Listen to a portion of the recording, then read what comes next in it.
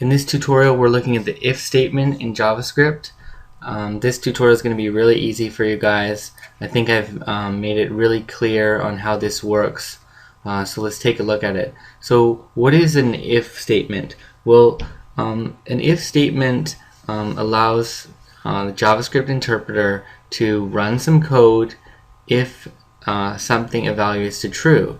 So if something evaluates to true, like right here, what's inside these parentheses, then it will run this. If this is not true, it will run what's inside this else here. Okay? If there were no else here, it would check if this is true, it's not true, and it would jump out of the if statement. But because we have this else thing here, if this is not true, then we're going to run what's inside the else statement. Okay, let's check it out. So true evaluates to true. If we put the boolean true inside here, this is like the purest form of true. Evaluates to true. There you go. On the flip side, if we put the boolean false inside here, this won't run, but we will run what's inside this else block here. And we can see that. Okay, false evaluates to false. Let's try some other stuff. Here I put the number 1 inside here. Let's see if this is true or not. So if this is true, we're going to run this. Okay, 1 evaluates to true.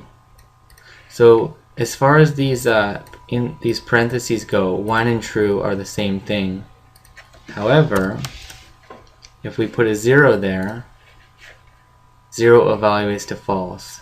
This is false. We ran this. Okay?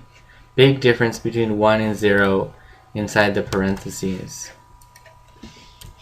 Well, what happens if we put a 2 there? What's going to happen then? 2 is true. Okay? So as far as numbers go, only the 0 will evaluate to false. We can try a negative number to see what happens with that. Negative 1 is true too.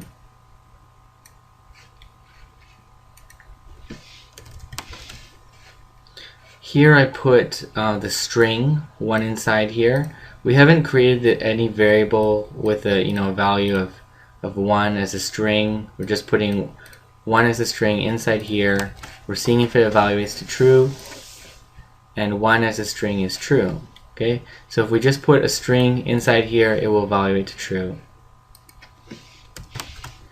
We can try it as the string 0 just to make sure, and 0 as a string is true too. Okay, so we can see putting strings in there will give us true.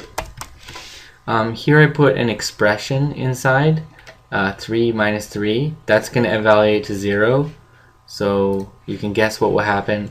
Expressions like 3 minus 3 evaluate to false, because 3 minus 3 is 0. Here I created a variable, dog. It's set to the string Lassie, and I just put this inside here. You can guess what's going to happen with this too. Okay, dog evaluates to true because it's a string, so we can see that putting a string in here will always evaluate to true.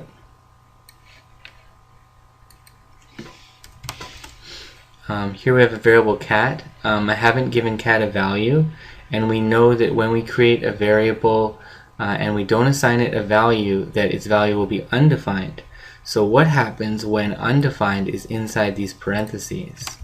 We will see that cat didn't evaluate to true because its value is undefined. So if you put something that's undefined inside these parentheses, it will evaluate to false. We'll run the else statement. Here I have another variable, mouse. It's set to null. Be careful if you not to write this as null, like with capitals or something. If you want the data type null in JavaScript, it must be in lowercase, like this.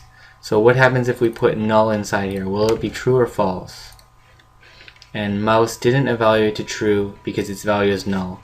So if you put something that's null inside here, it will evaluate to false. We run this. We saw putting strings inside here evaluate to true, but one exception to that is an empty string. And we can see what happens here. Empty strings evaluate to false. Okay, so normally strings are true, but if it's just an empty string, there's nothing inside here, as you can see, it evaluates to false. Here I have one space inside these quotation marks, single quotation marks. Let's see what happens there. And it evaluates to true. So as long as you have one space or whatever in here, it will be true, but an empty string is false.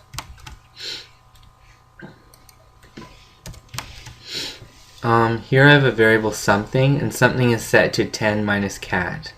Okay, remember that cat was undefined. So what happens, like what is something going to be? We do 10 minus undefined. Well, if you do something like 10 minus undefined, it's going to return NaN, which is not a number. Let's check that out. Okay, something has a value of NaN. Alright, so let's put that inside our if statement. And we can see that if you put NaN here, not a number, it will evaluate to false. Here I just created a bunch of variables. Let's check them out. So here, if A is equal to X, then write this out. If it's not true, then we run this. So here we're checking if something is equal to something else. If something is equal to something else, this will evaluate to true. If not, it's false. Okay, let's just look at that. Okay, we can see, so A was 1, X was 1. Okay, if 1 is equal to 1, write this out, okay? And it knows that's true. A is equal to X. This was true.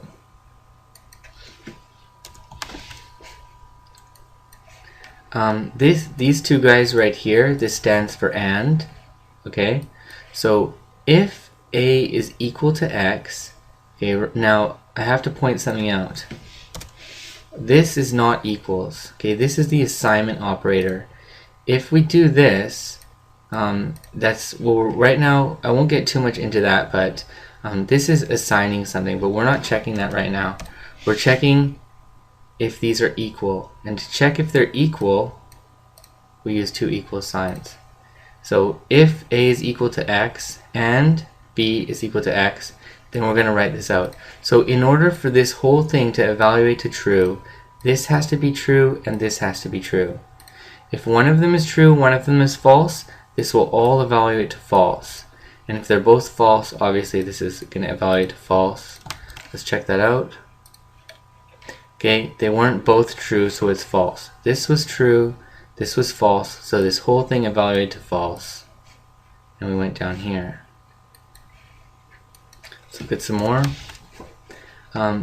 This double pipe symbol here, if you put two pipes here, this means or. So this means if A is equal to X or B is equal to X, then this will evaluate to true. So now only one of these need to evaluate to true in order for this whole thing to evaluate to true. Let's check that out. Okay, so with the pipes, now it evaluated to true.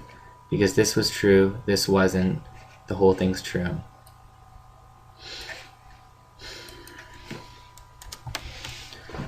Here we're taking a look at nested if statements. So here we're saying if A is equal to 1, which it is, okay, and then we're going, so if this is true, then we can go inside this block right here. Okay, this is true, so now we're going in here. Now there's a nested if statement. If X is equal to 1, which is also true, then we can output this. Alright, let's check that out. Okay, pretty sure A is equal to X. So what happens if A was equal to 1, but X wasn't equal to 1? Well, what would happen is A would evaluate to 1, so we would go inside here. But if X was not equal to 1, then we wouldn't run this, and we would jump out of the if statement. We wouldn't go to this else, because this first one was true. it would do this, and then it would do nothing inside and jump out. But because this was true and this was true, then we were able to write this out. Alright.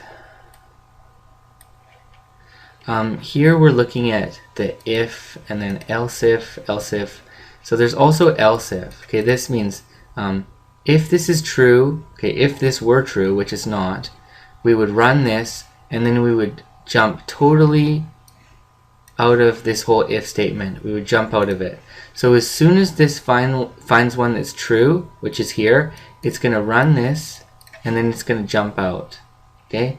If all of these were false, then we do the else statement and then we jump out. So let's see what happens here. Oops, we have an error. Let's find out what's going on. Unexpected token on 148. I think that's this. Okay, we're back in business. Alright, it says this will execute because it's the first to evaluate to true. So what happened here was it checked if this was true, it wasn't, went down to this else if statement. Checked if this is true, it wasn't, went down to this else if. This wasn't true, didn't run this, went down to this else if. Checked if this is true, this is true, it ran this, and then it jumped totally out of the if statement down to here. Okay, thanks for listening.